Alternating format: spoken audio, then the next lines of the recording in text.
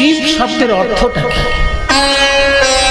আমাদের কাছে তো শিব একজন দেবতা, যিনি অন্যান্য প্রায় সমস্ত দেবতার থেকেই কুৎসিত পোশাক পরিচ্ছদ পরে থাকে। শিব ঠাকুর ছাড়া অন্য সব দেবতার পোশাক আর শিব ঠাকুরের পোশাক একেবারে আকাশ পাতাল তফাৎ, তাই না? অন্যান্য দেবতার গায়ে কি সুন্দর সোনার গয়না, মোটা মোটা সোনার গয়না দেখা যায়, আর শিব ঠাকুরের গয়নাগুলো কি? এক একটা সাপ, ছোট ছোট সাপ এই হাতে জড়িয়ে আছে, গলায় জড়িয়ে আছে, সারা গায়ে সাপের অলংকার। আর সাপ ছাড়া আরো যদি কোনো অলংকার থাকে সে আবার আরো ভয়ঙ্কর, হাড়ের মালা। এমনি আমরা হাড় জোড় ভয় পাই, তারপর আবার হাড়ের মালা, শিব ঠাকুরের অলংকার। তবে তার মধ্যে কিছু প্রাকৃতিক উপাদান দিয়েও শিবের অলংকার তৈরি হয়েছে, যেমন রুদ্রাক্ষ মালা, সেটাও প্রাকৃতিক, গাছের একটি ফলের বীজ আছে রুদ্রাক্ষ।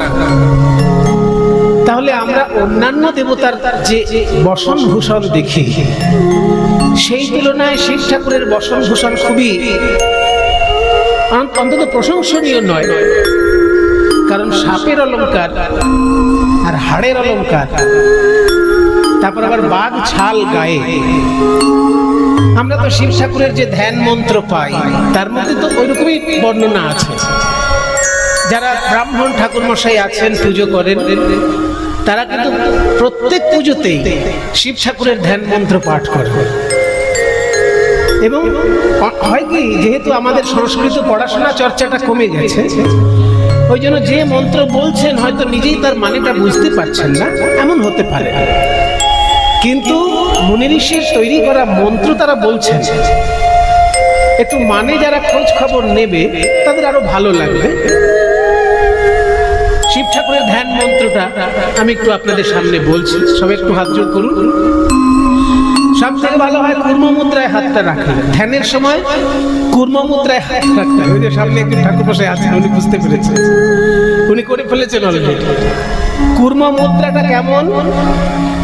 শিব ঠাকুরের ধ্যান বা যে কোনো দেবতা ধ্যান যখন করবেন, সেই ধ্যানের সময় একটা ফুলটাকে এই আঙুলগুলো দিয়ে ধরবেন। আমার হাতের দিকে ভালো করে দেখুন সবাই, নাহলে বুঝতে পারবেন না। এই যে 5টা আঙুল, তো এই 5টা আঙুলের মধ্যে বুড়ো আঙুলটাকে সামনে আনুন। করুন, সবাই করুন। বুড়ো আঙুলটাকে সামনে আনুন সবাই। 5টা আঙুলের মধ্যে বুড়ো আঙুলটাকে এরকম সামনাসামনি, মানে 4টে আঙুলের মুখোমুখি করে দিন বুড়ো আঙুলটাকে। করেছেন? এইবার উপরে যে 4টে আঙুল থাকলো তার মধ্যে মাঝখানের 2টো আঙুলকে নামিয়ে দিন। মাঝখানের 2টো দেখুন, আর নামা। হরিণের সিংহের মতন খাড়া হয়ে রইল দুপাশের 2টো আঙুল, আর সামনের মুখটা হরিণের মুখের মতো রইল। ওই জন্য এইটার নাম মৃগশীর্ষ মুদ্রা। মৃগশীর্ষ, হরিণের মাথা। মৃগশীর্ষ মানে হরিণের মাথা। এই যে মৃগশীর্ষ মুদ্রা রইল, একটুখানি ঘুরিয়ে দেবেন এরকম, মানে বুড়ো আঙুলটাকে সামনের দিকে করে দেবেন, তাহলে গোল মতো হয়ে যাবে মুখটা। এইবার বাঁদিকে হাতটার মধ্যে একই রকম ভাবে রাখবেন। বাঁদিকের হাতে মাঝখানের আঙুল 2টো মাঝখানে নিয়ে নেবেন, নিয়ে এইভাবে নিয়ে এই 2টো হাত পাশাপাশি করতে হবে। বাঁদিকে কিন্তু মৃগশীর্ষ মুদ্রা করা যাবে না। বাঁদিকের হাতটায় 3টে আঙুল ছাড়া থাকবে, শুধু মাঝের আঙুল 2টো নামবে। এইরকম বাঁদিকের হাতটা ঝামেলা আছে। সবাই ভাবে ঠাকুর মশাইগুলো কিছুই করে না, শুধু অঙ্গং চং করে পয়সা দিয়ে চলে যায়। কিন্তু এত কিছু শিখতে হয় ঠাকুর মশাইদের, নাচও শিখতে হয়। তবে তারা নাচ হিসেবে নাচ শেখে না, নাচের মুদ্রাগুলো শেখে। যার কাছে পুজো শেখে সেই পূজারী ব্রাহ্মণ এগুলো শিখিয়ে দেয়। এই 5টা আঙুলের মধ্যে উপরের মাঝখানে 2টো আঙুল নামিয়ে দিতে হবে, আর 3টে আঙুল ছাড়া থাকবে। বুড়ো আঙুল ছাড়া থাকবে, তর্জনী ছাড়া থাকবে, আর কনিষ্ঠা ছোট আঙুল ছাড়া থাকবে। বাঁ দিকের হাতটা এরকম, আর ডান দিকের হাতটা মৃগশীর্ষ মুদ্রা। এই করে 2টো হাতকে একসঙ্গে জুড়ে দিয়ে দেখুন, জুড়ে দেওয়ার পর ডান হাতের বুড়ো আঙুলটা ছেড়ে দিলেই দেখবেন এই যে কচ্ছপের মতো দেখতে হয়ে গেল। ওই জন্য এর নাম হচ্ছে কূর্ম মুদ্রা। মানে এটাও এরকম থাকলো, এটাও এরকম থাকলো। যখন জুড়লেন তখন, আগে কেন বললাম না, ফুলটা নেওয়ার জন্য বললাম। প্রথমে মৃগশীর্ষ মুদ্রায় ফুলটা নিয়ে নিতে হবে। যে ফুলটা নিয়ে ধ্যান করবেন সেই ফুলটা এরকম নিয়ে নিতে হবে মৃগশীর্ষ মুদ্রায়। মানে হরিণ ফুল খেয়ে নিল, এইটা ভেবে নিয়ে ফুলটা নিয়ে নিলেন। ফুলটা নিয়ে যখন এই হাতে রাখবেন, ফুলটা ছেড়ে দিলেন, এইবার বুড়ো আঙুলটা সরিয়ে দিলেন, মাঝখানে ফুল থেকে গেল, আর পুরো হাতটাকে কচ্ছপের মতো দেখতে হয়ে গেল। এটার নাম হচ্ছে কূর্ম মুদ্রা। এই কূর্ম মুদ্রা বুকের কাছে রেখে ধ্যান করতে হবে। যে দেবতার পূজা করবেন সেই দেবতার ধ্যান এইরকম ভাবেই করতে হবে। এইবার মন্ত্রটা বলছি। ওম ধ্যায়েৎ নিত্যং মহেশং রজতগিরিনিভং চারুচন্দ্রাবতংশং রত্নাকল্পোজ্জ্বলাঙ্গং परशुमृगवराभीतिहस्तं प्रसन्नं पद्मासीनं समन्तसुतममरगणैः व्याघ्रेतिर्वसानं विश्वाद्यं विश्वबीजं निखिलभयहरं पञ्चवक्त्रं त्रिनेत्रम्। ॐ नमः शिवाय, ॐ नमः शिवाय। এই বলার পর ওই ফুলটা নিজের মাথায় রাখতে হবে। ধ্যান করে এই ফুলটা কিন্তু ঠাকুরকে দিয়ে দেওয়া যাবে না, ফুলটা নিজের মাথায় রাখতে হবে। কেন?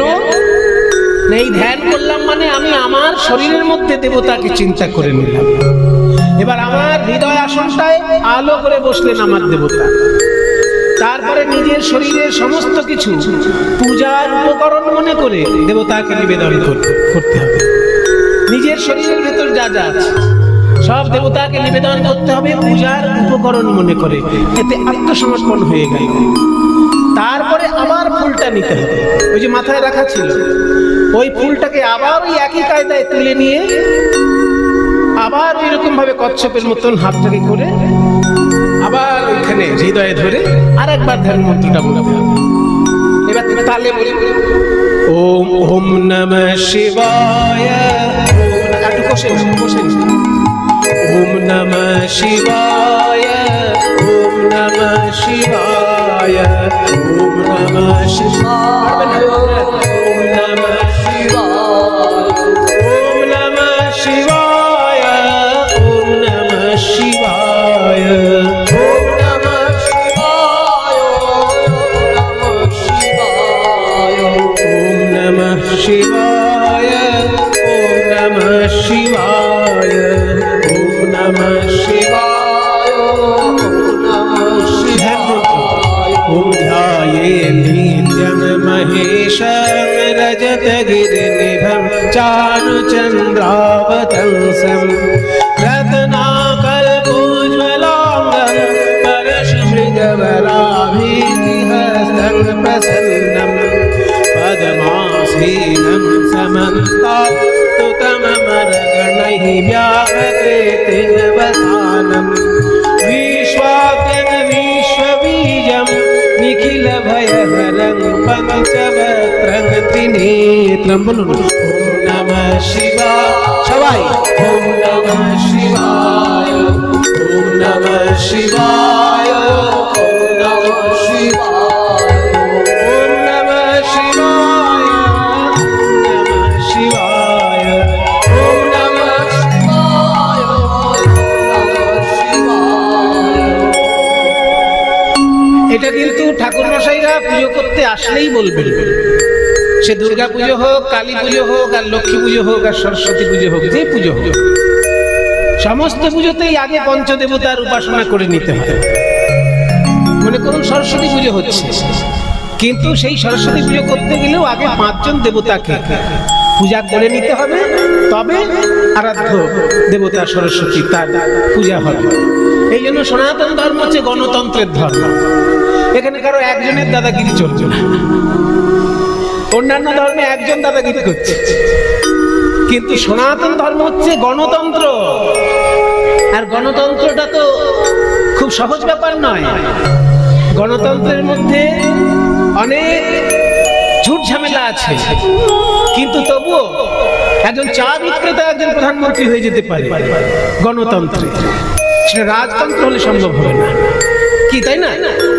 চা বিক্রেতা প্রধানমন্ত্রী হতে পারে কিনা, সেটা গণতন্ত্রেই সম্ভব।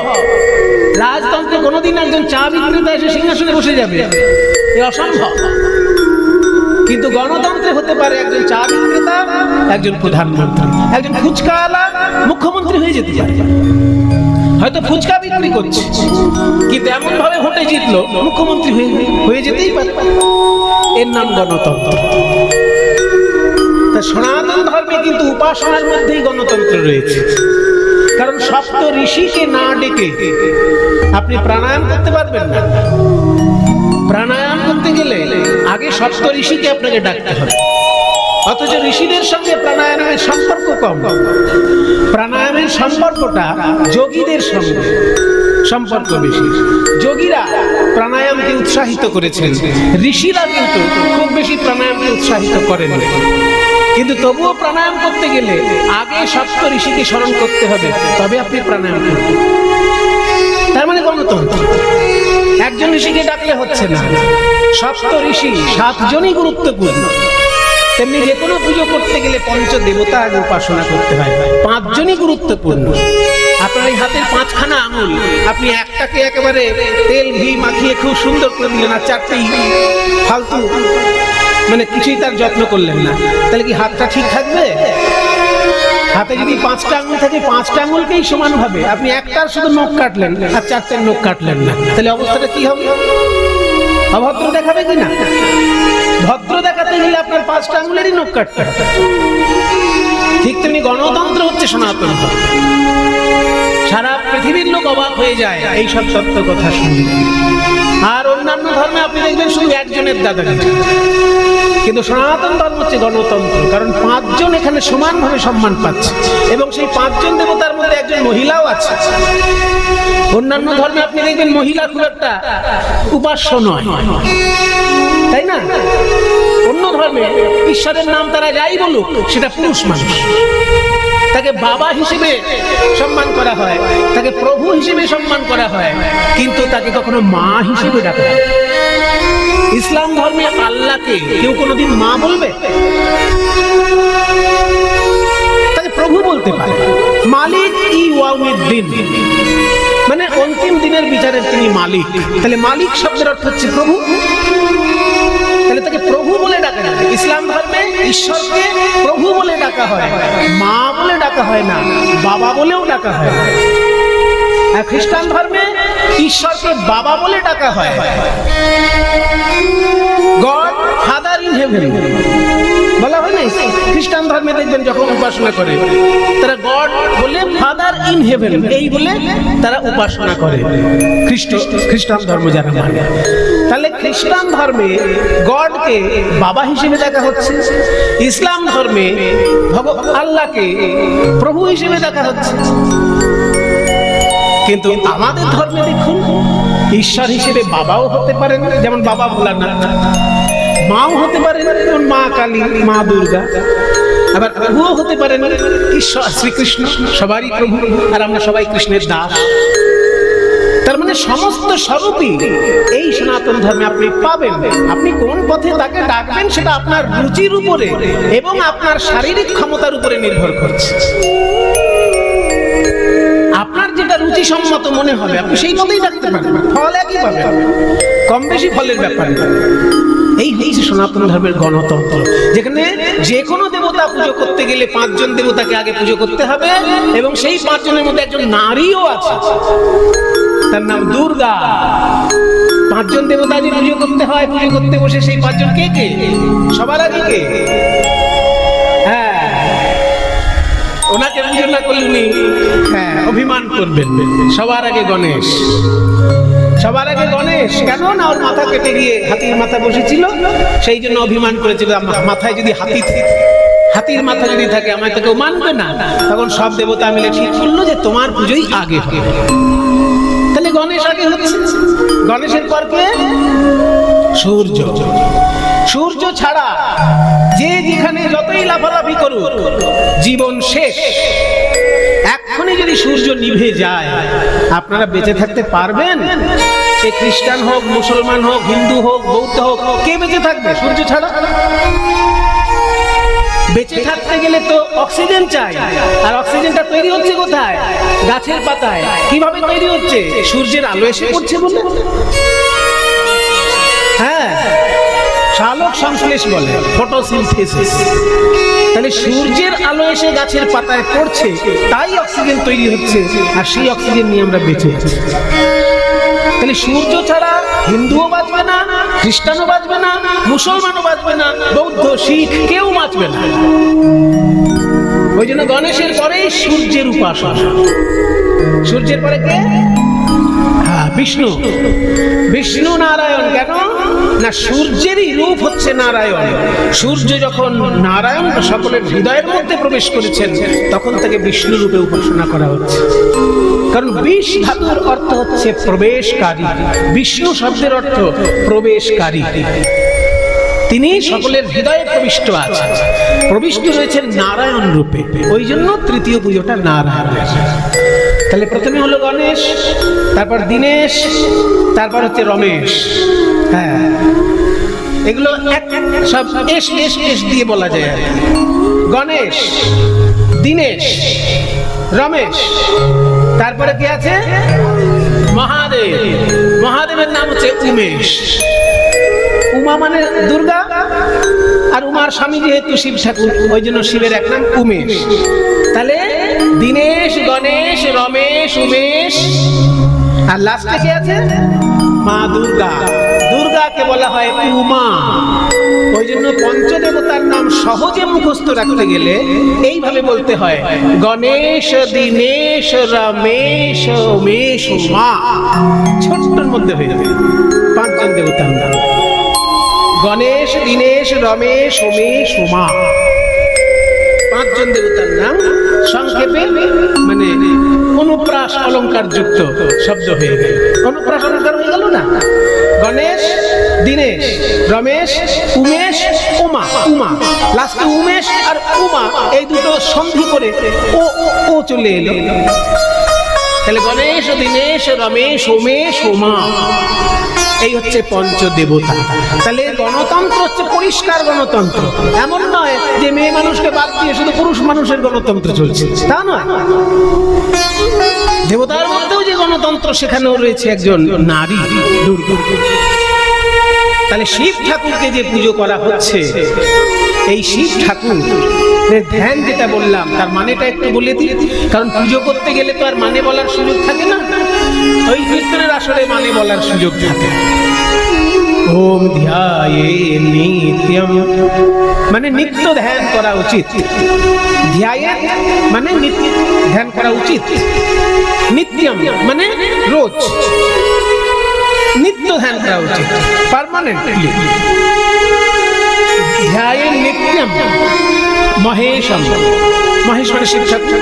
ধ্যায়ে নিত্যং মহেশম। তারপর কি? রজত গিরি নিভম। রজত মানে রূপ, গিরি মানে পর্বত, নিভম মানে মতন, রূপর পর্বতের মতো। শিব ঠাকুর যখন সারা গায়ে সাদা ছাই মেখে বসে আছেন, দেখে মনে হচ্ছে যেন রূপর একটা পর্বত। ধ্যায়ে নিত্যং মহেশম রজত গিরি নিভম। তারপর চারু চন্দ্রাবতংশম। চারু মানে সুন্দর, চন্দ্র মানে চাঁদ, অবতংশ মানে মাথার অলঙ্কার। তাহলে সুন্দর একটি চাঁদ, অলঙ্কার যাহা, মাথায় অলঙ্কার হিসেবে তার এক টুকরো চাঁদ রয়েছে। ধ্যায়ে নিত্যং মহেশম রজত গিরি নিভং চারু চন্দ্রাবতংশম। এবার রত্নাকল্প কল্পজ্জ্বলাঙ্গম, রত্নের আকল্পের মতো দেখতে তার উজ্জ্বল অঙ্গ। মানে শিব ঠাকুরের অঙ্গটি এত সুন্দর, দেখে মনে হচ্ছে যেন একটা রত্নের উজ্জ্বল আয়না। আয়নার সামনে যেমন নিজেকে দেখা যায়, আয়না এত উজ্জ্বল, তেমনি শিব ঠাকুর যেন একটা রত্নের আয়না, এত উজ্জ্বল তার অঙ্গ। রত্নাকল্পোজ্জ্বলাঙ্গম পরশুমৃগবরাভীতি হস্তং প্রসন্নম। তার চারটি হাতে চারটি জিনিস রয়েছে। কি কি? পরশু, মৃগ, বর, অভীতি। চারটে হাতে চার রকমের বিষয়। কি কি? পরশু, পরশু মানে এক রকমের অস্ত্র। কুঠার, কুঠারকে পরশু বলা হয়। পরশু মানে কুঠার।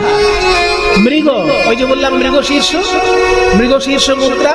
এই যে হাতটাকে এরকম করে দিলেই হরিণের মাথার মতো দেখতে হবে। শিব ঠাকুরের চারটে হাতের মধ্যে একটা হাত এরকম থাকে, মৃগশীর্ষ মুদ্রা। পরশু, মৃগ, বরা, বর। আর একটা হাতে হচ্ছে বর মুদ্রা, মানে আঙুলগুলো সোজা করে সমান হাতটা, বর মুদ্রা বলে একে। যা চাইবে তাই পাবে, বর দিলাম। ওই বর দেওয়ার জন্য সবসময় হাতটি তার এরকম সোজা রয়েছে। পরশু, মৃগ, বরাভীতি, অভীতি। বর মুদ্রা হচ্ছে এই চারটি আঙুল, তার মধ্যে অনামিকার গোড়ায় বুড়ো আঙুলটা থাকবে, এটা হচ্ছে বর মুদ্রা। আর অভয় মুদ্রা হচ্ছে পাঁচটা আঙুলই যখন সমান থাকবে। অভয় আর বর এই দু রকমের মুদ্রা আছে হাতে। অভয় মুদ্রা হচ্ছে পাঁচটা আঙুলই যখন সমান, তোমাদের ভয় নেই, আমি আছি, এইটা বোঝানোর জন্য পাঁচটা আঙুল সমান, এটা হচ্ছে অভয় মুদ্রা। আর বর মুদ্রা আশীর্বাদ করার জন্য যে মুদ্রা, সেটা হচ্ছে বুড়ো আঙুলটাকে অনামিকার গোড়ায় ঠেকাতে হবে, এইরকম আশীর্বাদ করার মুদ্রা। তাহলে শিব ঠাকুরের চারটে হাতে চারটে মুদ্রা। একটা হচ্ছে পরশু মুদ্রা, মানে কুঠারের মুদ্রা। আর একটা হচ্ছে মৃগশীর্ষ মুদ্রা। আর একটা হচ্ছে বর মুদ্রা, মানে আশীর্বাদের মুদ্রা। আর একটা হচ্ছে অভয় মুদ্রা, পাঁচটা আঙুলি সমান। এই চারটে হাতে চারটি স্বরূপে তিনি বিরাজ করছেন। পরশু, মৃগ, বরাভীতি হস্তং প্রসন্নম। তিনি সবসময় প্রসন্ন রয়েছেন। পদ্মাসীনং সমন্তাৎ স্তুতমমরগণৈ। তাহলে কি হলো এরপর? ওম ধ্যায়ে নিত্যং মহেশং রজতগিরিনিভং চারুচন্দ্রাবতংসং রত্নাকল্পজ্জ্বলাঙ্গম পরশু, মৃগ, বরাভীতি হস্তং প্রসন্নম পদ্মাসীনং সমন্তাৎ স্তুতম। পদ্মাসীনম মানে পদ্মাসনে তিনি বসে আছেন। পদ্মাসন আপনারা জানেন, ছোটবেলায় যখন ব্যায়াম শিখেছেন, সব থেকে সহজ আসন পদ্মাসন, কিন্তু ধ্যান করতে গেলে ওই আসনটাই লাগে। পদ্মাসীনম সমন্তাৎ, সমন্তাৎ মানে চারিদিক থেকে। এই যে আপনারা যেমন চারিদিক থেকে আমার দিকে মুখ করে বসে আছেন, এই চারিদিক থেকে, এইটা সংস্কৃতে বলা হয় সমন্তাৎ। পদ্মাসীনং সমন্তাৎ, সমন্তাৎ মানে চারিদিক থেকে। স্তুতম অমরগণৈ, দেবতাগণ চারিদিক থেকে তাকে স্তব করছে। পদ্মাসীনং সমন্তাৎ স্তুতমমরগণৈ ব্যাঘ্রকৃতিং বসানম। বাঘের ছাল যার অঙ্গে বস্ত্র হয়ে শোভা পাচ্ছে। পদ্মাসীনং সমন্তাৎ স্তুতমমরগণৈ ব্যাঘ্রকৃতিং বসানম। বিশ্বদ্যম, বিশ্বের তিনি আদি। বিশ্বরূপম, তিনি আবার বিশ্বরূপে প্রকাশিত। নিখিল ভয়হরম, সমস্ত ভয় তিনি হরণ করেন। পঞ্চবক্ত্রম, পাঁচটি তার মুখ, চারদিকে চারটে আর উপরের দিকে একটা। চারদিকে চারটে মুখ আছে আর উপরের দিকে একটা। এমন নয় যে এরকম পাঁচখানা মুখ সাইডে সব, তা না, চারদিকে চারখানা মুখ আর উপরের দিকে একটা মুখ। পঞ্চবক্ত্রম ত্রিনেত্রম, আর প্রতি মাথায় তিনটে করে তার নয়ন রয়েছে। এই যে শিব ঠাকুরের ধ্যান আমরা দেখলাম, সেখানে পরিষ্কার বলেই দিল যে সাদা রজতগিরিনিভম, মানে পর্বত একেবারে যেন রূপোর পর্বতের মতো দেখতে।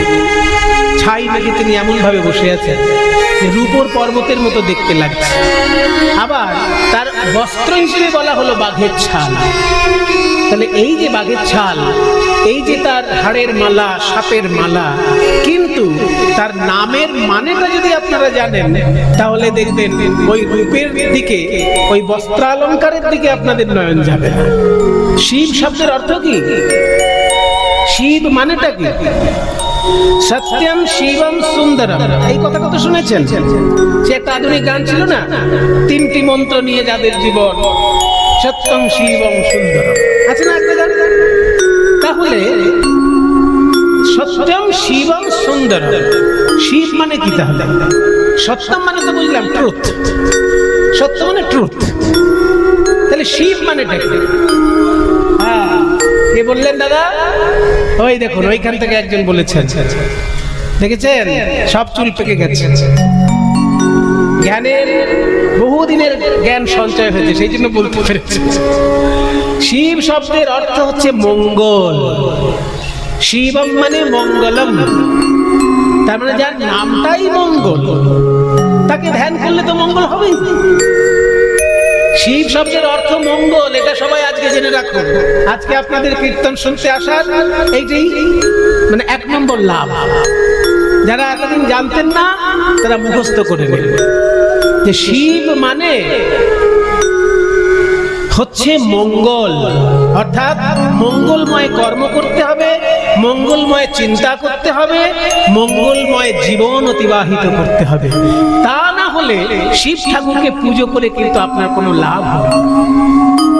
আপনি শিব ঠাকুরের পুজো করছেন মানেই আপনি অপরের মঙ্গল চিন্তা করবেন, নিজেরও মঙ্গল চিন্তা করবেন। আপনি শিব ঠাকুরের পূজারী অথচ আপনি একজনের অমঙ্গল চিন্তা করছেন, তাহলে কিন্তু আপনি শিব ঠাকুরের পূজারী হতে পারলেন না। তাই শিব শব্দের অর্থই হচ্ছে মঙ্গল। যেখানেই শিব ঠাকুরকে প্রণাম করবেন, মঙ্গলময় ঈশ্বরকে চিন্তা করে প্রণাম করবেন, কারণ তার নামটার মধ্যেই মঙ্গল রয়েছে। এইটাই হচ্ছে আমাদের বড় লাভ। আমরা যেন এইটাকে মনে রাখতে পারি যে শিব মানে মঙ্গল। শিব ঠাকুরকে আমরা যখন পুজো করব, শিব ঠাকুরকে আমরা যখন প্রণাম করব, সঙ্গে সঙ্গে সারা পৃথিবীর মঙ্গল চিন্তা করব। হ্যাঁ, আমরা যখন পূজা করি শিব ঠাকুরের মূর্তি পূজা খুব কম করি। যেটা আমরা করি সেটা হচ্ছে শিবলিঙ্গ পূজা। কিন্তু এই লিঙ্গ পূজাটা আমরা কেন করি এইটা আমাদের একটু সংক্ষেপে জেনে নেওয়া দরকার। কারণ যারা শাস্ত্র খুব বেশি পড়াশোনা করেন না আর যারা বিধর্মী, এই দুই প্রকৃতির লোক এই শিবলিঙ্গ পূজাটাকে নিয়ে অনেক সময় রসিকতা, নিন্দা, বিদ্রুপ এইসবগুলো করে। আসলে তাদের জ্ঞানের অভাব, সেটা একটু আর বলার অপেক্ষা রাখে না। যে কোনো ধর্মে যখন কিছু উপাসনার জায়গায় রাখা হচ্ছে, জানতে হবে তার কোনো আধ্যাত্মিক অর্থ আছে। তা নাহলে শুধু ছেলে খেলার জন্য কেউ অন্তত উপাসনার বিষয়ে করে তোলে না কোনো জিনিস। তবে আমাদের কাছে সবসময় সব বিষয়টা পরিষ্কার থাকে না। লিঙ্গ শব্দের অর্থটা, অনেক জিনিস আমাদের কাছে শব্দটাই পরিষ্কার নয়, সেই জন্য আমরা বুঝি না। আমরা লিঙ্গ শব্দের যেটা মানে বুঝি সেটা কিন্তু আসল মানে নয়। একটা সাধারণ মানুষকে যদি জিজ্ঞাসা করা হয় যে লিঙ্গ মানে কি, সঙ্গে সঙ্গে সে উত্তর দেবে যে পুরুষের জননেন্দ্রিয়। এইটা তো সহজ উত্তর, যে পুরুষ মানুষের জননেন্দ্রিয় হচ্ছে লিঙ্গ। এটা যে কোনো লোক উত্তর দেবে, বা উত্তর দেবার সময় একটু মুচকি হাসি হাসবে, ভালো কথা। কিন্তু সে আসল মানেটাই জানলো না। লিঙ্গ শব্দের অর্থ হচ্ছে চিহ্ন, এইটা জেনে রাখা। পুংলিঙ্গ আর স্ত্রীলিঙ্গ। তাহলে স্ত্রীর ক্ষেত্রে আমরা লিঙ্গ শব্দটা কেন বলি? ক্লীবলিঙ্গ, সেক্ষেত্রে লিঙ্গ শব্দটা কেন বলছি? লিঙ্গ মানে যদি শুধু পুরুষের জননেন্দ্রিয় হয়, পুংলিঙ্গ, স্ত্রীলিঙ্গ, ক্লীবলিঙ্গ, তার মানে লিঙ্গ কি? চিহ্ন। যে চিহ্নটা দ্বারা অন্য বিষয় থেকে তাকে আমি আলাদা করছি, সেই চিহ্নটার নাম হচ্ছে লিঙ্গ। আমি যখনই অন্য বিষয় থেকে ঈশ্বরকে আলাদা করছি, অমনি সেটা ঈশ্বর লিঙ্গ হলো। বিশ্বের ঈশ্বর পদার্থ আর জড় পদার্থ। ঈশ্বর পদার্থ মানে সচ্চিদানন্দ বিগ্রহ, আর ঈশ্বর ছাড়া অন্য যা কিছু আছে সেগুলো জড় পদার্থ। ঈশ্বর হচ্ছে চৈতন্য পদার্থ, আর ঈশ্বর ছাড়া যা কিছু আছে সেগুলো জড় পদার্থ। যখন জড় পদার্থের মধ্যে ঈশ্বর পদার্থের সংস্পর্শ ঘটে তখন জড় পদার্থও চৈতন্যময় হয়ে যায়। যেমন আমার দেহটা হচ্ছে জড় পদার্থ, কিন্তু দেহের মধ্যে একটুখানি আত্মা আছে। ঈশ্বর পদার্থ হচ্ছে আত্মা, সেটা যখনই দেহের সঙ্গে যুক্ত হয়ে গেল অমনি আমি একটা জ্যান্ত মানুষ। আর যেই আমার দেহ থেকে ঈশ্বর পদার্থটা বাদ চলে যাবে অমনি আমি একটা পচা গলা মরদেহ হয়ে যাবে। মুসলমান হোক, খ্রিস্টান হলে তার স্থান হবে কবরে, আর হিন্দু হলে তার স্থান হবে চিতায়। তাহলে যতক্ষণ আমাদের শরীরটার মধ্যে ঈশ্বর পদার্থ খেলা করছে ততক্ষণ পর্যন্ত আমার শরীরটা চৈতন্যময় রয়েছে, অর্থাৎ ঈশ্বরের চিহ্ন মানে লিঙ্গ যতক্ষণ আমার ভিতরে আছে ততক্ষণ আমি সজীব, না থাকলে আমি নির্জীব। ওই জন্য আমরা কিন্তু শিবলিঙ্গ পূজা করি, অর্থাৎ জড় পদার্থ থেকে ঈশ্বর পদার্থ আলাদা বোঝানোর জন্য ঈশ্বর লিঙ্গ বা শিবলিঙ্গ পূজা করা হচ্ছে। এই জন্য লিঙ্গ মানে চিহ্ন, এইটাকে আগে আমাদের বোঝা দরকার। কিন্তু আর এক ধাপ এগিয়ে বলা হচ্ছে যে শিব ঠাকুরেরই লিঙ্গ কেন পুজো করা হচ্ছে?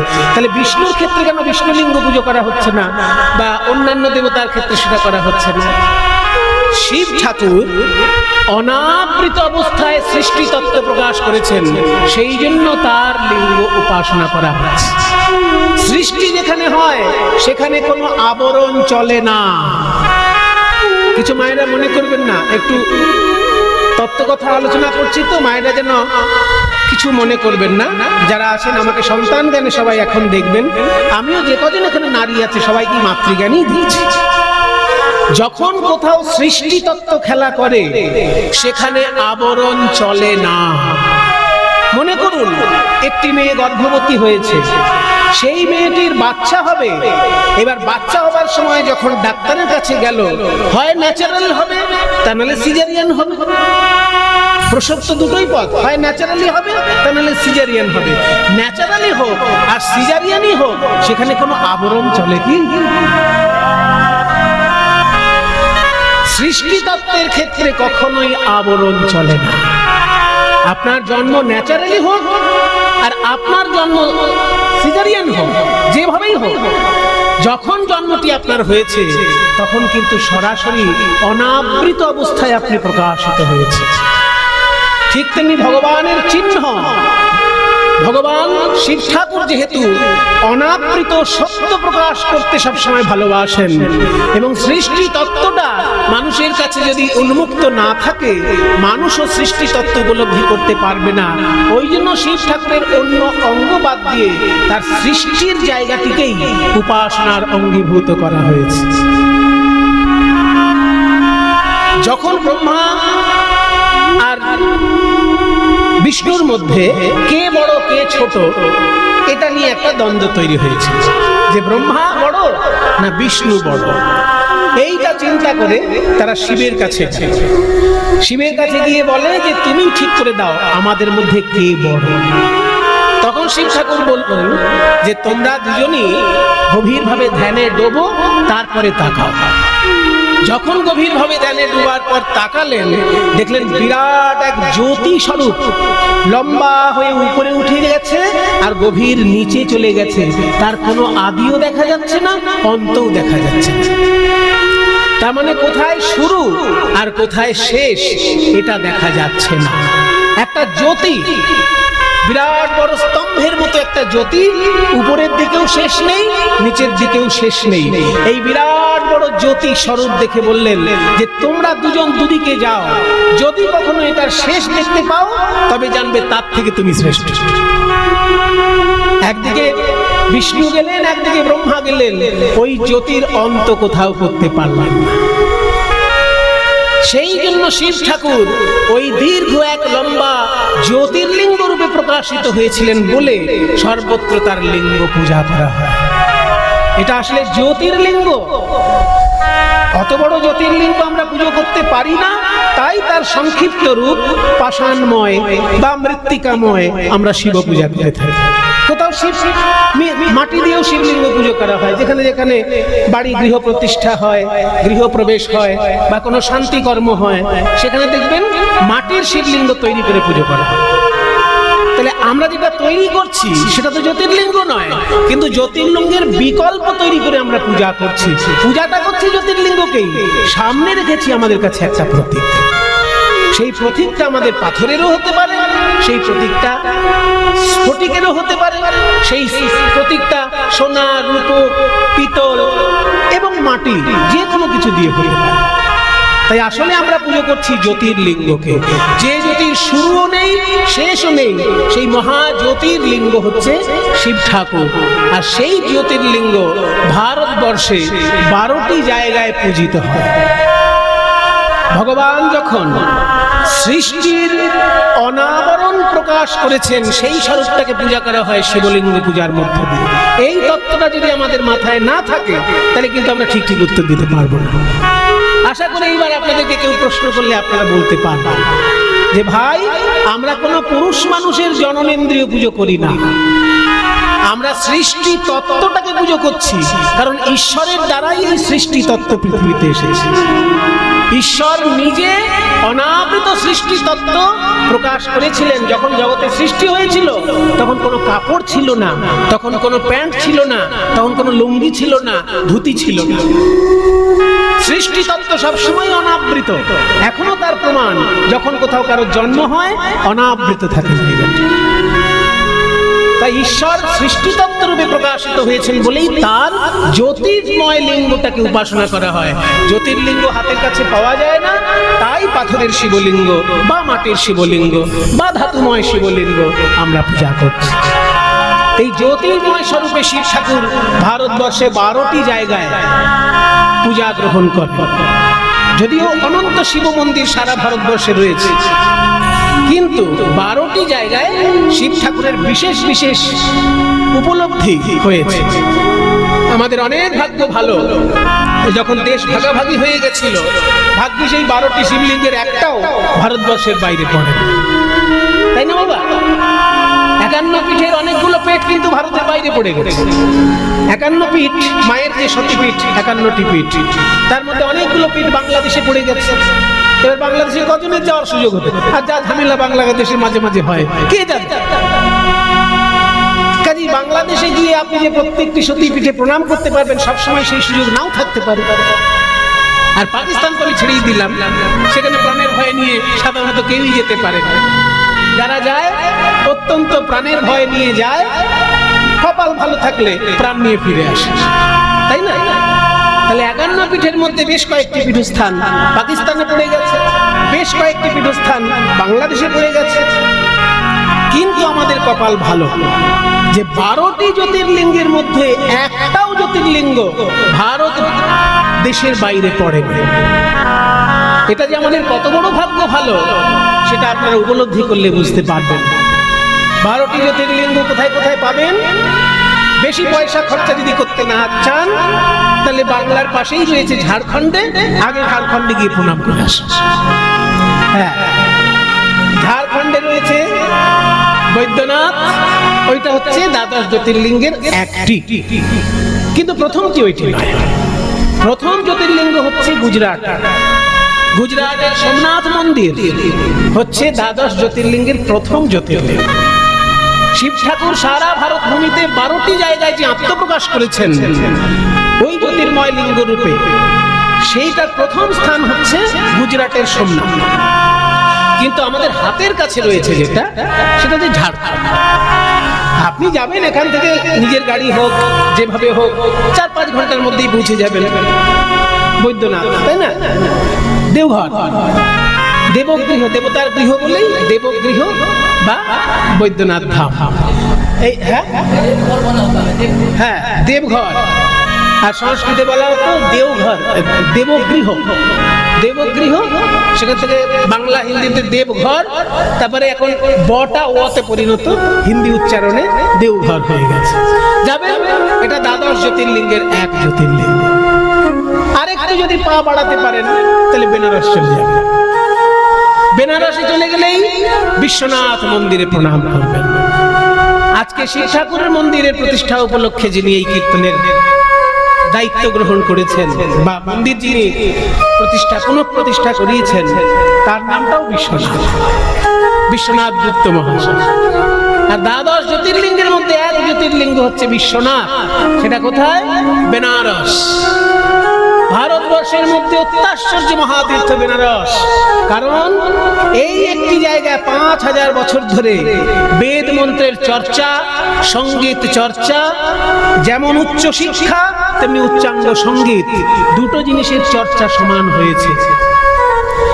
যখন মুসলমান আক্রমণে বিভিন্ন জায়গায় মন্দির ধ্বংস করে করে মসজিদ তৈরি করা হয়েছে, সেই সময় বেনারসের শিব মন্দির ভেঙেও মসজিদ বানানো হয়েছিল, কিন্তু তবুও সেখান থেকে সংস্কৃতিকে নষ্ট করতে পারেনি।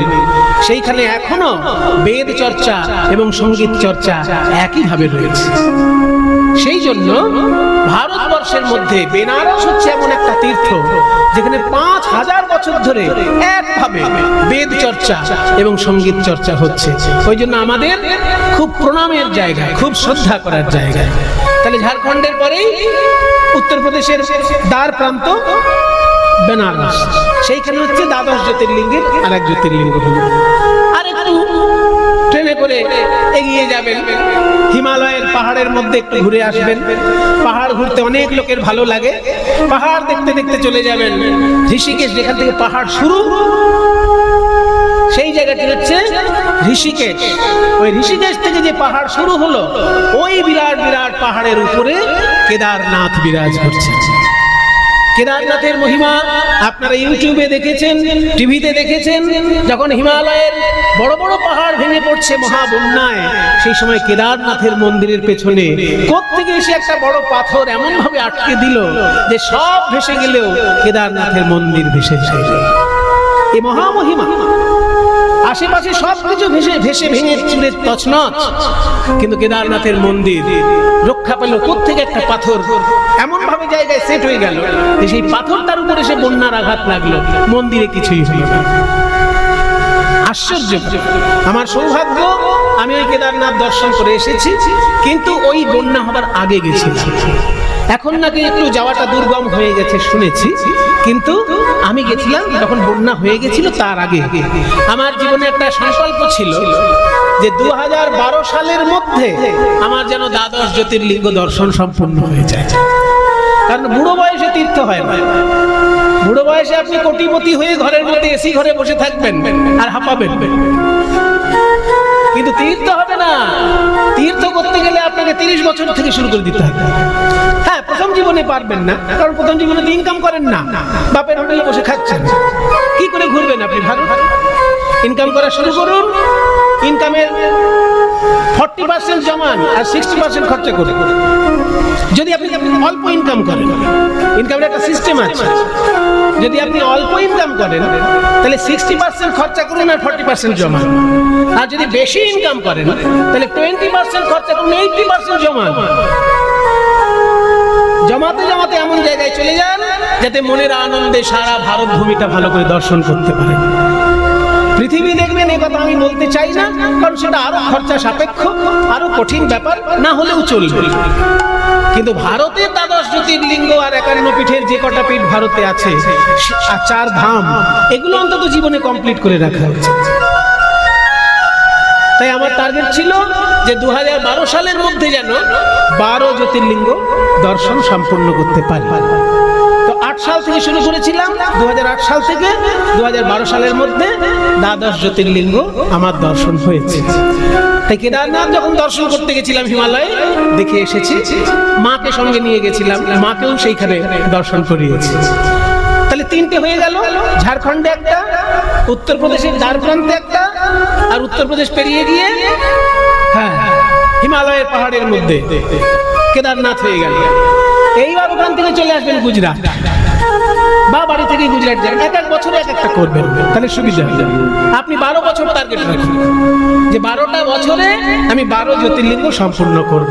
এটা করলেও দেখবেন 12 বছরের আগেই হয়ে যাবে। কারণ আপনি যখনই বেনারসে যাবেন, যাবার পথে তো আপনি দেওঘরে প্রণামটা সেরে যেতে পারেন, তাহলে একবারে দুটো হয়ে যাবে। এই জন্য বলছি 12 বছর আগেই হয়ে যাবে, টার্গেটটা রাখুন। তা গুজরাটে গেলে আপনি দুটো জ্যোতির্লিঙ্গ দর্শন করতে পারবেন। একটা হচ্ছে যেটা বললাম, দ্বাদশ জ্যোতির্লিঙ্গের প্রথম জ্যোতির্লিঙ্গ সোমনাথ মন্দির, এবং এই সোমনাথ মন্দির একেবারে সমুদ্রের ধারে, খুব সুন্দর দেখতে। আগে যে পুরনো সোমনাথ মন্দির ছিল সেটা তো ভেঙে চুরে দিয়েছিল সুলতান মাহমুদ। হ্যাঁ, গজনির সুলতান মাহমুদ গজনি থেকে এসে লুণ্ঠন করার জন্য ভারতের তখন মন্দিরে এত সোনা গয়না থাকতো যে মন্দিরটাকে লুট করার জন্য এসেছিল কোথাকার গজনি, মানে আফগানিস্তান পেরিয়ে ইরান পেরিয়ে ইরানের শেষ মাথায় গজনি, সেই জায়গা থেকে ঘোড়া টোড়া নিয়ে এসেছে লুণ্ঠন করার জন্য। এতখানি তারা লুটেরা। তো সেই গজনির সুলতান সেখান থেকে এসেছিলেন সোমনাথ মন্দিরে, 17 বার লুট করেছে, তবু শেষ করতে পারে। আর শেষবারে যাওয়ার সময় মন্দিরটা ভেঙে দিয়ে গেছে। সেই ভাঙা মন্দিরটি এখনো রাখা আছে, দর্শন করা যায় ভাঙা মন্দিরটি। তার পাশে ভারত সরকার বিরাট বড় মন্দির তৈরি করে দিয়েছে, সোমনাথের মন্দির, আপনারা দর্শন করবেন। খুব সুন্দর সোমনাথ মন্দির, হ্যাঁ, নয়নাভিরাম দৃশ্য সমুদ্রের ধারে গুজরাট। আর ওই গুজরাটেই আরেকটি জায়গা আছে নাগেশ্বর মন্দির, গুজরাটেই নাগেশ্বর। তাহলে দুটো জ্যোতির্লিঙ্গ গুজরাটে হয়ে গেল। এইবার চলে আসবেন ভারতের মাঝখানে মধ্যপ্রদেশ। মধ্যপ্রদেশে পাবেন দুটো জ্যোতির্লিঙ্গ, একটা হচ্ছে মহাকালেশ্বর আর একটা হচ্ছে ওঙ্কারেশ্বর। ওঙ্কারেশ্বর মন্দিরটা নর্মদা নদীর একদম মাঝখানে, মানে নর্মদা নদীটা বয়ে যাচ্ছে, নদীর মাঝখানে একটা পাহাড়, সেই পাহাড়টার মাথায় ওঙ্কারেশ্বরের শিব মন্দির। ভালো লাগবে, আপনার দর্শন করতে ভালো লাগবে। নর্মদা নদীর একদম মাঝখানে শিব ঠাকুরের মন্দির ওঙ্কারেশ্বর। আর যেটা মহাকালেশ্বর, সেইখানে একটা দর্শনীয় বিষয় আছে, চিতাভস্য দিয়ে আরতি হয় ভোর 4টের সময়। এটা কিন্তু অন্য জায়গায় অত গুরুত্বপূর্ণ নয়, ওই মহাকালেশ্বরে খুব গুরুত্বপূর্ণ। চিতাভস্য দিয়ে আরতি হয় ওখানে ভোর 4টের সময়, মহাকালেশ্বর। এই দুটো মধ্যপ্রদেশে গেল। এইবার চলে আসবেন মহারাষ্ট্র। মহারাষ্ট্রের 3টে জ্যোতির্লিঙ্গ আছে, ত্র্যম্বকেশ্বর আছেন, ভীমাশঙ্কর আছেন, আর কৃষ্ণেশ্বর আছে।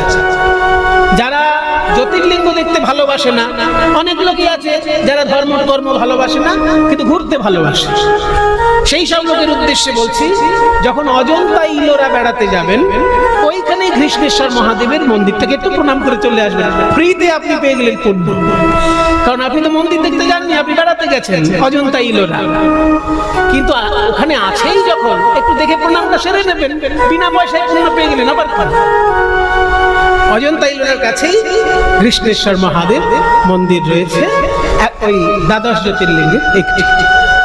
তাহলে 3টে জ্যোতির্লিঙ্গ হলো মহারাষ্ট্র, ওই জন্য মহারাষ্ট্রে এত শিব ভক্ত। 3টে জ্যোতির্লিঙ্গ, আর কোন স্টেটের মধ্যে 3টে জ্যোতির্লিঙ্গ আপনি পাবেন। বলতে গেলে কি, মহারাষ্ট্রে জ্যোতির্লিঙ্গ 5খানা আছে। এই যে বৈদ্যনাথ ঝাড়খণ্ডে, এটা ছাড়াও আরেকটা বৈদ্যনাথ মহারাষ্ট্রে আছে। ওই যে বললাম নাগেশ্বর গুজরাটে, ওই আরেকটি নাগেশ্বর মহারাষ্ট্রেও আছে। আমি যখন দর্শনে বেরিয়েছিলাম, মহারাষ্ট্রের 5টি জ্যোতির্লিঙ্গই দর্শন করেছি। কোনটা আসল কোনটা নকল অত আমার বোঝার দরকার, শুনতে পেলেই প্রণাম করব। কেন না, কোনো না কোনো মহাপুরুষ তো ওখানে গেছেন, তার চরণ ধুলিটা তোমার মাথায় থাকবে। এইটা হচ্ছে লক্ষ্য। বেশি যুক্তি তর্কের জালে যাবেন না, তাহলে জীবনটা খালি খালি পার হয়ে যাবে, আনন্দ পাবেন না। আনন্দ পেতে গেলে শুনলেই প্রণাম করবেন, তাহলেই আনন্দ পাবেন। তাহলে মহারাষ্ট্রের 5টি জ্যোতির্লিঙ্গের মধ্যে 3টি প্রধান, একটা হচ্ছে বললাম ভীমাশঙ্কর, একটা ত্র্যম্বকেশ্বর, আর একটা হচ্ছে কৃষ্ণেশ্বর। এইবার আপনি ভারতের দক্ষিণ দিকে চলে যান। দক্ষিণ দিকে গেলে অন্ধ্রপ্রদেশে একটা জ্যোতির্লিঙ্গ আছে, তার নাম মল্লিকার্জুন। পাহাড়ি অঞ্চল, উপরের দিকে মন্দির, মল্লিকার্জুন শিব ঠাকুরের নাম। ওইখানে শিব ঠাকুরের রয়েছে 51 পীঠের এক পীঠও আবার ওইখানে। ওখানে আবার 51 পীঠের এক পীঠও আপনার দর্শন হয়ে যাবে। ওখানে মাতা ভ্রামরী 51 পীঠের মধ্যে এক পীঠ, ওইখানে যেখানে শিব ঠাকুর তার পাশেই 51 পীঠের এক পীঠ মায়ের মন্দির, ওইখানে প্রণাম করবেন। তাহলে একই সঙ্গে দ্বাদশ জ্যোতির্লিঙ্গের এক লিঙ্গ প্রণাম হলো, 51 পীঠের এক পীঠ প্রণাম হলো।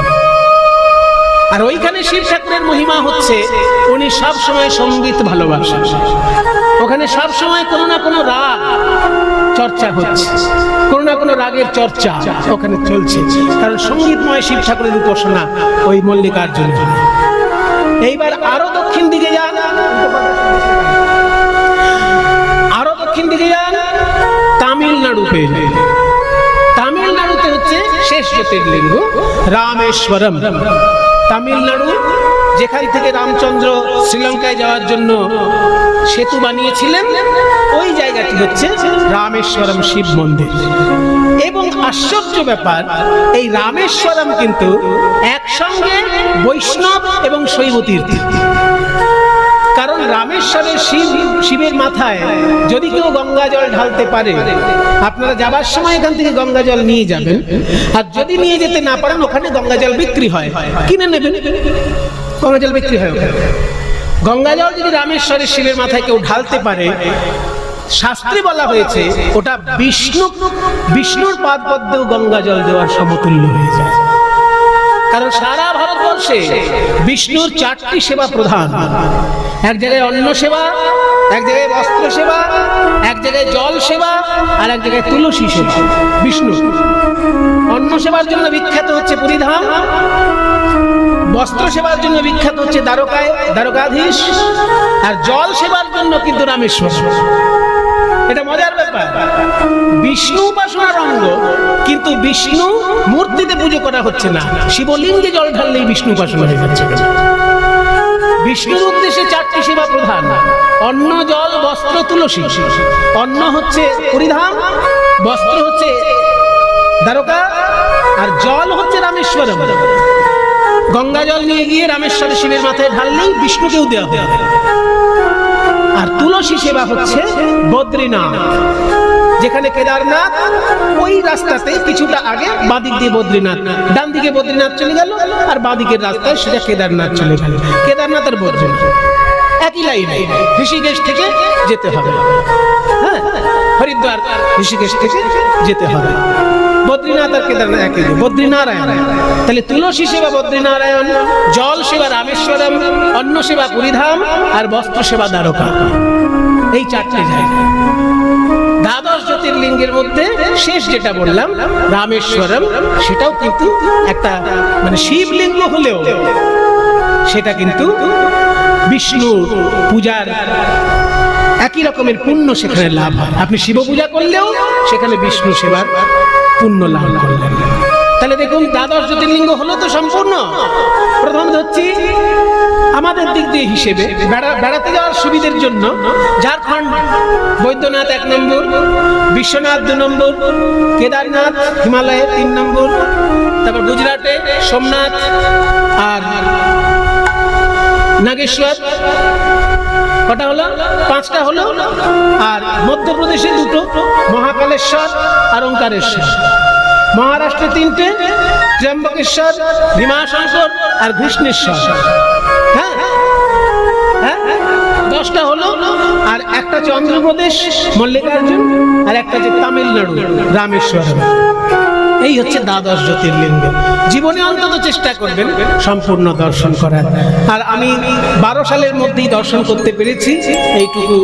মাকে সঙ্গে নিয়ে অনেক জায়গায় গেছি, মাকে সব জায়গায় দেখাতে পারিনি, কিন্তু অনেকটাই মাকে দর্শন করাতে পেরেছি। সবাই মিলে একবার বলুন শিব ঠাকুর কি নমঃ পার্বতী পদে হর হর মহাদেব। আমি বলবো নমঃ পার্বতী পদে, আর আপনারা বলবেন হর হর মহাদেব। 3বার বলুন। ও নমঃ পার্বতী পদে হর হর মহাদেব। জোরে বলুন, শক্তি লাভ হবে। ওম নমঃ পার্বতী পদে হর হর মহাদেব। ওম নমঃ পার্বতী পদে হর হর মহাদেব। আমরা শিব ঠাকুরকে প্রণাম করব। কেন না, শিব শব্দের অর্থই মঙ্গল। ভগবান মঙ্গলময়, তিনি আমার মঙ্গল করবেন, আমার আশেপাশে সবার মঙ্গল করবেন। তার উপাসনা করে জগতের মঙ্গল চিন্তা করব। আজকে মহাপ্রভুর ভাবটি কি না, পূর্বলীলা চিন্তা করে তিনি প্রাণনাথ প্রাণনাথ বলে কেঁদে কেঁদে মাটিতে গড়াচ্ছেন। কাঁদে আর রজনী পোহায় পোহায় গো, কাঁদিয়া রজনী পোহায়,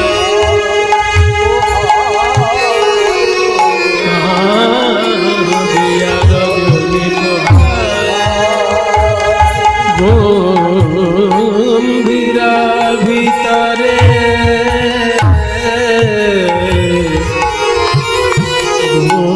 গম্ভীরা ভিতরে গোরা গোরা রায়, গম্ভীরা ভিতরে গোরা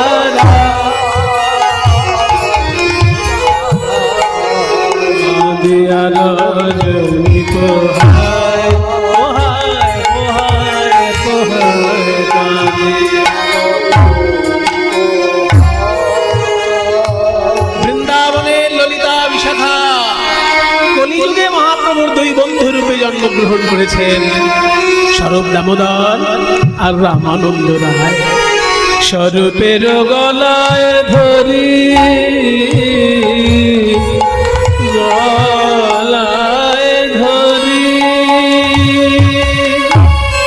প্রভুর দু নয়নে বহে বারি,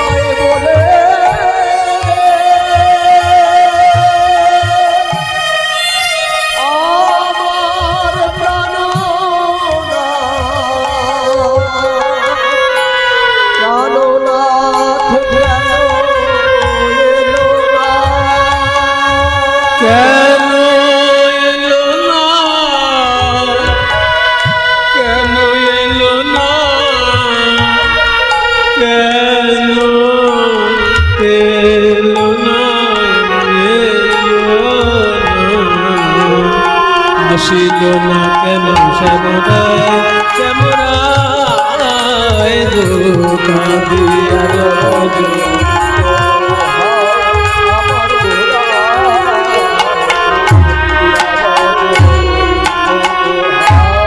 স্বরূপের কণ্ঠ ধরি কহে বচন, বলে কোথা মোর প্রাণনাথ, কহে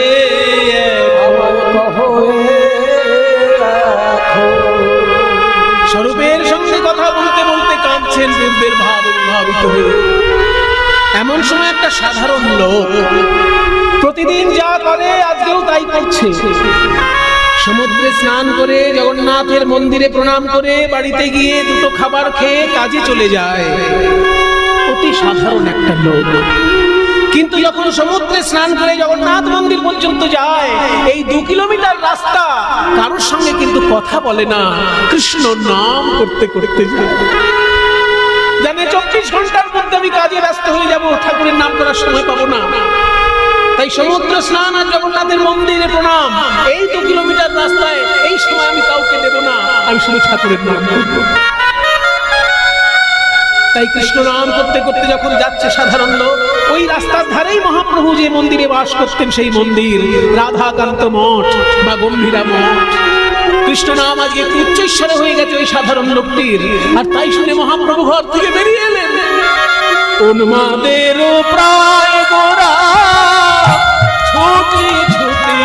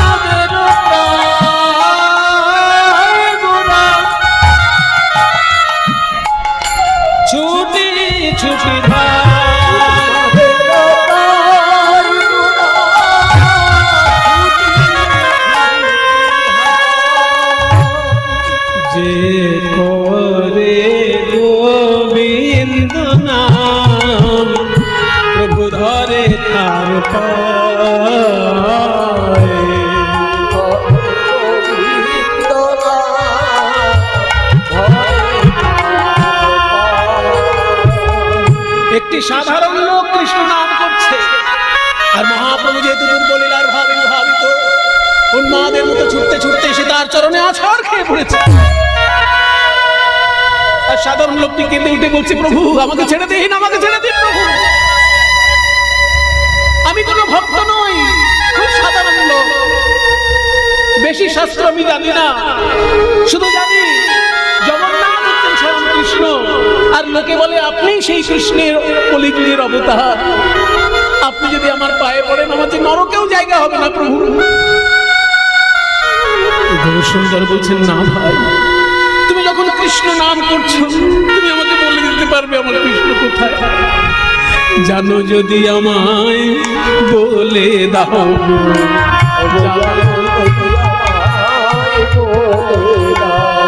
আমি কোথায় গেলে পাবো তারে, জানো যদি আমায় বলে দাও,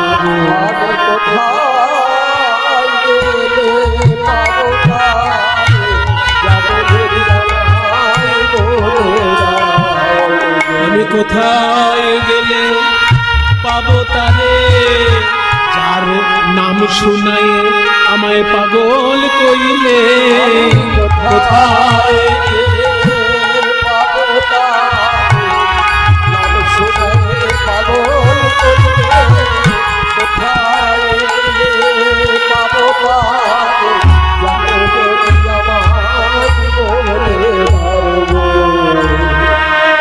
মহাপ্রভু সাধারণ লোক তার পায়ে হাত দিয়ে কেন কাঁদছে কেউ বুঝতে পারছে না। শেষকালে বাসুদেব ঘোষকে সবাই ধরে, বাসুদেব তুমি একটু বলে দাও।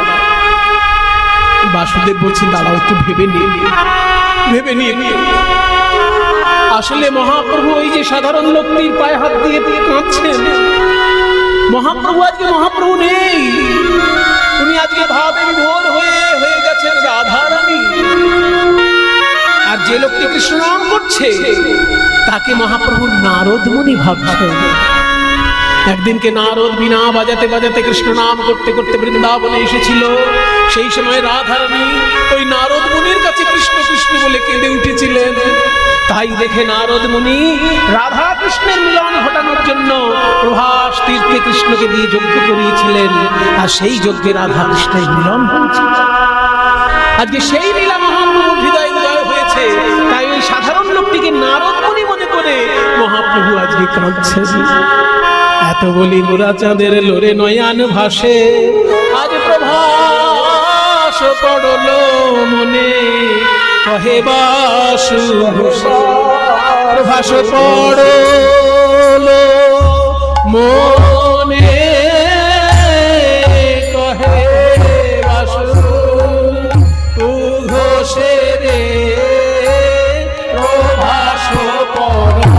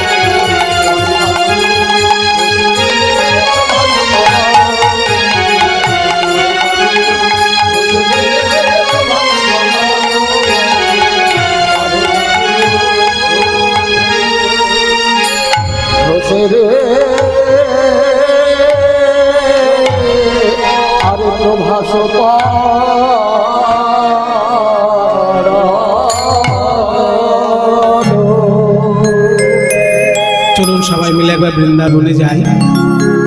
वंदे नंद ब्रज स्त्रीणाम आदरेण मभिषिक्ष दासामरि उनाति भुवन वंदे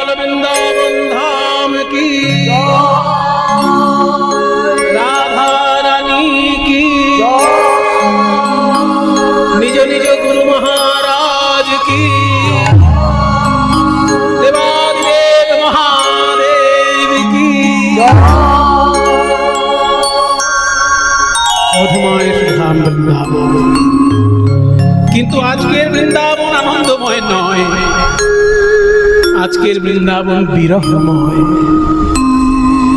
शत बछर धरे राधारानी काঁদছেন আর শুধু আশায় বুক বেঁধে আছেন। বলছেন এখনো তখনো করি দিবস গোয়ায়ন, দিবস দিবস করি মাসা মাসা মাসা করি পরীক্ষ। বছর চলে যাচ্ছে, মাসা মাসা করি পরীক্ষ গোয়ায়ন, ছোড়নু জীবন কি আশা। কিন্তু তবু প্রাণনাথের আশা তো ছাড়া যায় না। নিশ্চয়ই কোনো না কোনো দিন আমার কৃষ্ণ আসবে, সেই আশায় বুক বেঁধে রাধারানী কাঁদছে। কাছে কৃষ্ণ নেই, তাই কৃষ্ণের কাছে কিছু বলার ইচ্ছা হয়েছে রাধারানীর। নিজে হাতে শ্রীকৃষ্ণের চিত্র অঙ্কন করে সেই চিত্রের কাছে দুঃখ নিবেদন করছে। নরম মাটির উপরে ছোট্ট একটা পাথরের টুকরো দিয়ে কৃষ্ণের ছবি আঁকছে। পদাবলী বলছে, কৃষ্ণ কৃষ্ণ বলে কাঁদে বাহু তুলি, বলে বধূ গেল কোথা। মৃত্তিকায় উপরে মূরতি আঁকিয়া তার শনে কহে কথা। বড় দুঠুকি তার আরে কিবা কৃষ্ণ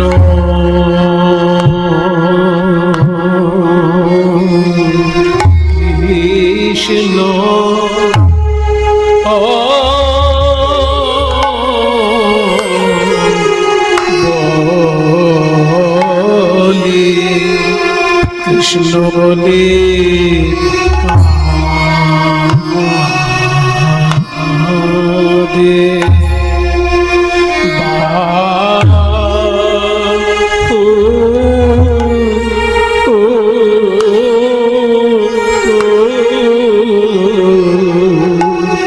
কাঁদে বাহু তুলে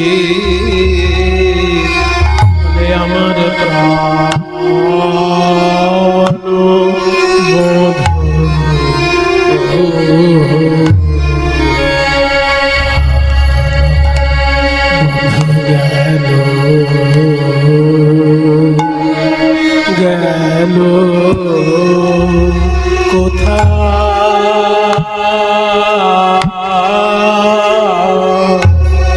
সখী রে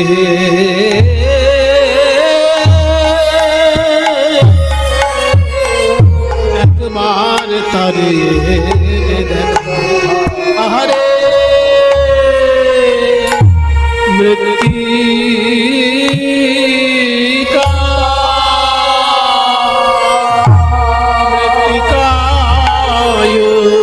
পরে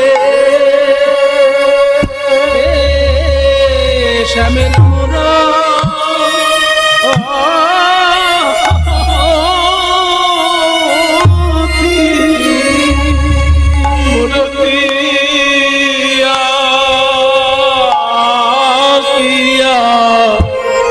ধনী আমার তার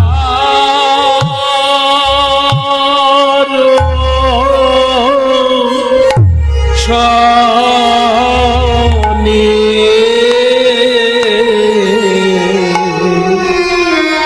তার সবে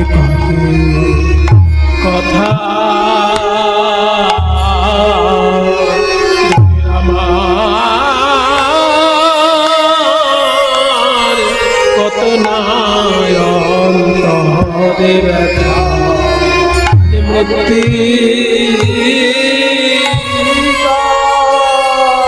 মৃত্তিকায় উপরে শ্যামের মূর্তি আঁকিয়া রায় ধনী বলে পরাণ মধু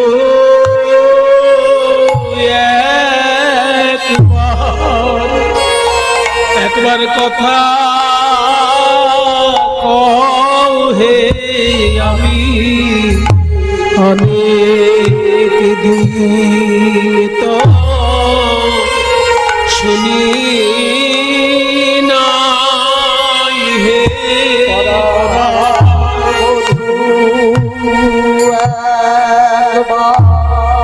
একবার কথা আমি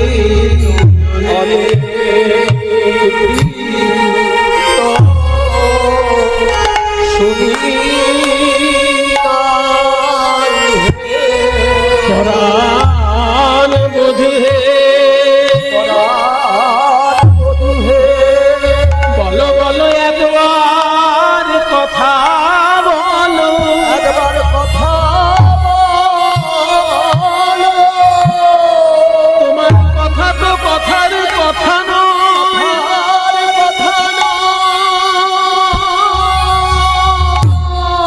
তোমার কথা হলো ব্যথা জুড়ানো কথা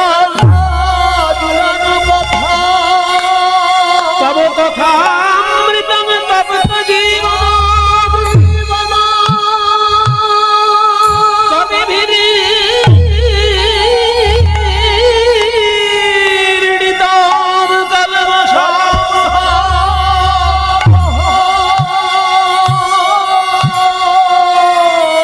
এই যে শ্রবণ মঙ্গল শ্রবণ মঙ্গল শুনলেই মঙ্গল হরি কথা এমন কথা শুনলেই মঙ্গল আমি যদি কোনো ছাত্রকে বলি পড়াশোনা করো পরীক্ষায় পাশ করবে পড়াশোনা করো পরীক্ষায় পাশ করবে এটা শুনে শুনে কেউ পরীক্ষায় পাশ করবে যদি শোনার পর পড়াশোনাটা করে তবে পরীক্ষায় পাশ করবে কিন্তু হরি বলো হরি বলো হরি বলো ভাই এইটা শুনে যদি কেউ হরি নাও বলে তার শুনলেই মঙ্গল হয়ে যায় মঙ্গল হয়ে যায় আর হরি বল বললে একবার প্রেম লাভ করে আর হরি বলে যদি কারোর নয়ন ঝরে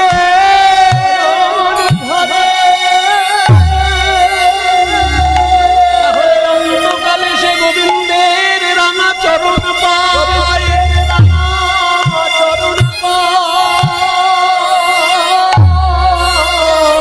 তোমার কথা তো কথার কথা নয় শ্রবণ মঙ্গলম শ্রীমদাততম ভুবি গৃণন্তি তে ভুরিদা জনা প্রাণবধূ হে আমি